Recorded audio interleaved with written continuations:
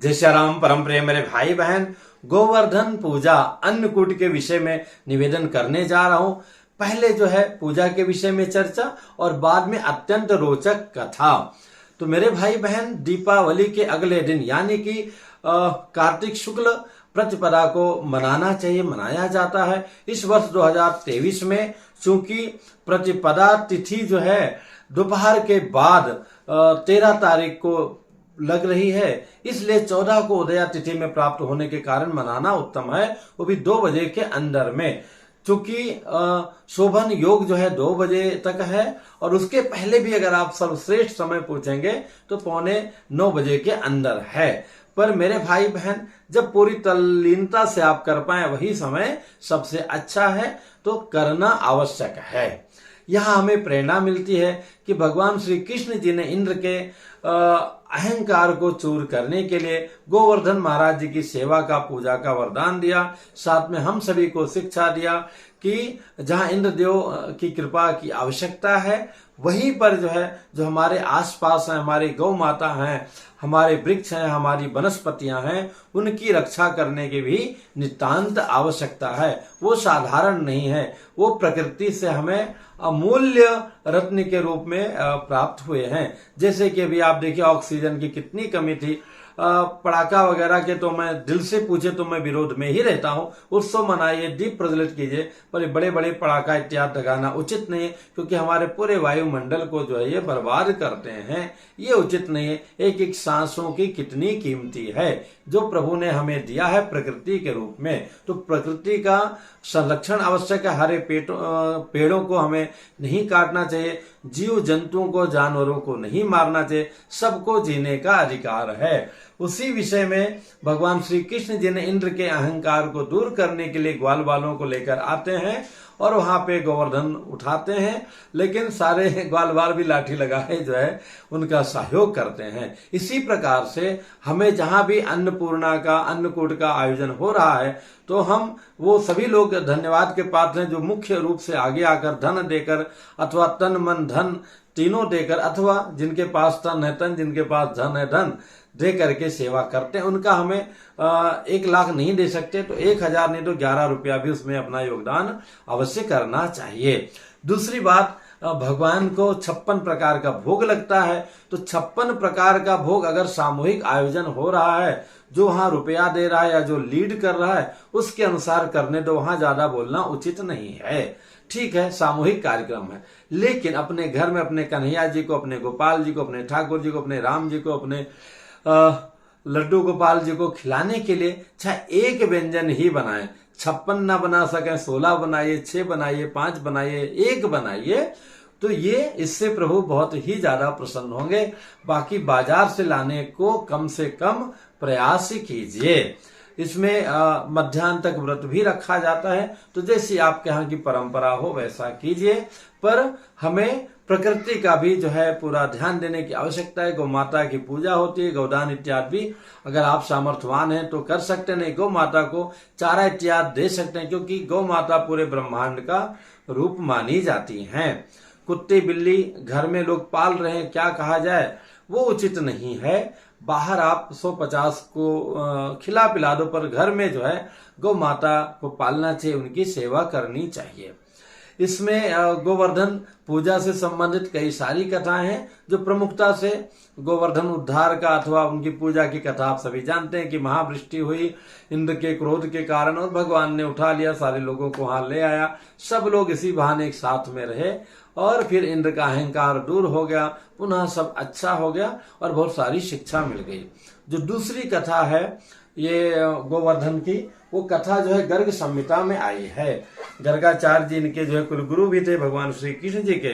तो जो दूसरी कथा आई है कि भगवान की प्रेरणा से शालमली द्वीप में द्रोणाचल की पत्नी गोवर्धन का जन्म हुआ। पत्नी माँ के द्वारा गोवर्धन का जन्म हुआ। भगवान के जानू से मतलब जंघे से वृंदावन और वाम स्कंद कंधे से जो है यमुना मैया प्रकट हुई। गोवर्धन को भगवान का रूप जानकर ही सुमेरु हिमालय आदि पर्वतों ने उनकी पूजा किया और गिरिराज भी उनका जो है स्तवन किया, गिरिराज का उपाधि देकर के। एक समय तीर्थ यात्रा के प्रसंग में पुलस्त जी महाराज वहां आए और वे गिरिराज गोवर्धन जी को देखकर मुग्ध हो गए और द्रोण के पास जाकर उन्होंने कहा, मैं काशी निवासी हूं और आपसे एक याचना लेकर आपके पास आया हूं। आप अपने पुत्र को मुझे दे दें, मैं काशी में स्थापित कर वहीं तप करूंगा। मतलब जो गोवर्धन जी को आप दे दीजिए। सोचिए कैसे कैसे पुण्यात्मा ऋषिगण थे अपने यहाँ पर। इस पर द्रोण पुत्र के स्नेह से कातर तो हो उठे, पर वे ऋषि की मांग को मना न कर पाए और उन्होंने गोवर्धन मुनि से कहा, मैं 2 योजन ऊंचा और 5 योजन चौड़ा हूं, आप मुझे कैसे ले चल सकेंगे। मतलब पिताजी ने गोवर्धन की तरफ इशारा किया तो गोवर्धन जी ने मुनि से कहा कि मैं 2 योजन ऊंचा और 5 योजन चौड़ा हूं, आप मुझे कैसे ले चल पाएंगे। मुनि ने कहा, मैं तुम्हें अपने हाथों पर लेकर चलूंगा।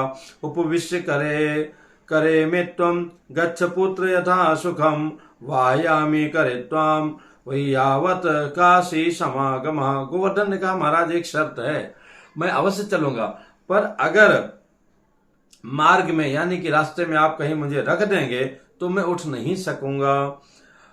मुनि ने कहा, ठीक है, आपका ये शर्त हमें स्वीकार है।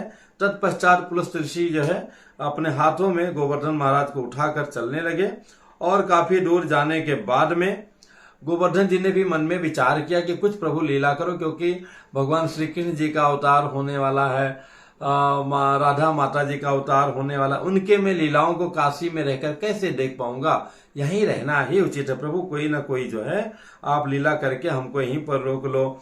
तो ऐसा मन में विचार करते जा रहे थे तो भगवान की कृपा से जो पुलस्त मुनि थे उनको लक्षशंका बहुत तेज लग गया। इतना हो गया कि वो परेशान हो गए और उन्होंने जो है गोवर्धन जी को वहां पर जहां भी वहां पर रख करके और जो है चले गए लोग शंका करने के लिए।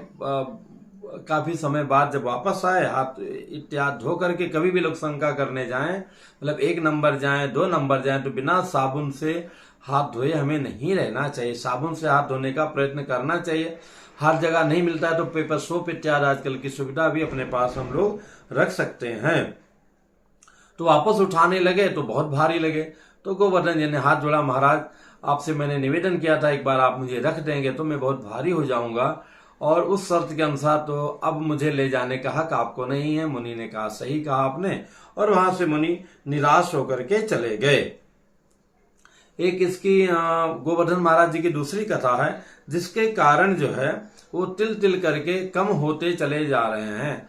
मुझे पता है, मैं पहली बार शायद 95 के आसपास गया था, दर्शन किया था, और इस बार अभी कब गया था अभी याद नहीं है, तो देखा कि बिल्कुल नीचे आ गए, पहचान में नहीं, मतलब 15 साल 18 साल बाद जाना हुआ तो पहचान ही नहीं हो रहा है। तो ऐसे में क्या किया जाए। तो अब जो है इस पर जो है मुनि ने तो उनको रख दिया, लेकिन कहा कि भाई ये तुम्हारी शर्त तो पूरी हुई लेकिन तुम इतने भारी हो गए हो। तो इस बात पर उनको बड़ा क्रोध हुआ कि हमारा जो मनोरथ था काशी में ले जाऊंगा और तुम्हारे यहाँ बैठ करके मैं तप करूंगा, वो पूरा जो है नहीं हो पाया। तो मैं तुम्हें श्राप देता हूं कि तिल तिल करके जो है तुम नित्य घट जाओ। तो ऐसा होकर के वो घटने लगे और आज तक आप देखिए कितने छोटे हो गए हैं। नित्यम संचीयते नंद तिल मात्रम दिने दिने। तिल मात्र आप जो है तिल तिल मात्र नित्य घटते जाओगे। दूसरी एक कथा और है कि एक ब्राह्मण अपना ऋण वसूल करने मथुरा आया। किसी को ऋण दिया था वो वापस लेने के लिए मथुरा आया और मथुरा आते आते गया, गिरिराज जी का परिक्रमा किया, प्रणाम किया और उन्हीं में से एक पत्थर अपने साथ में लेकर के चल दिया। रास्ते में गया तो वहां पर एक बहुत भयानक राक्षस उससे मिला और उसको डराने लगा। वो घबरा गया, बहुत कांपने लगा और अंत में विवश होकर के वो पत्थर उठा करके उस राक्षस के ऊपर फेंक दिया, अनजाने में फेंक दिया घबराहट के कारण। लेकिन उस पत्थर का स्पर्श पाते ही वो राक्षस भी जो है दिव्य मानव बन गया और जो है विमान में बैठ करके देवलोक को प्रस्थान कर गया। इसके आश्चर्य का ठिकाना नहीं रह गया कि जिसको हम गुस्से में अथवा दुख के कारण अथवा भय के कारण पत्थर से मार दिए उसका इतना भला हो गया। तो जो व्यक्ति श्रद्धा पूर्वक गोवर्धन जी की परिक्रमा करेगा और उनको प्रणाम करेगा, उनकी सेवा करेगा, उनके संरक्षण का प्रयत्न करेगा, साक्षात भगवान का स्वरूप मानेगा, उसके ऊपर प्रभु की कितनी बड़ी कृपा होगी। तो इसलिए मेरे भाई बहन, ये बहुत ही महत्वपूर्ण पर्व है, हमें अवश्य मनाना चाहिए। अपने कन्हैया जी की, राम जी की, गौ माता जी की यथासंभव सेवा करनी चाहिए। और कोई आसपास हमारे जो पेड़ हैं उनका ध्यान देना चाहिए कि घर में थोड़ा लग रहे हैं तो हरे पेड़ को लोग काट देते हैं या और अन्य प्रकार से नुकसान पहुंचाते हैं। इन सब से हमें बचना चाहिए। भगवान गोवर्धन जी की कृपा आप सभी पर बनी रहे। इन्हीं निवेदन के साथ में जय सिया राम।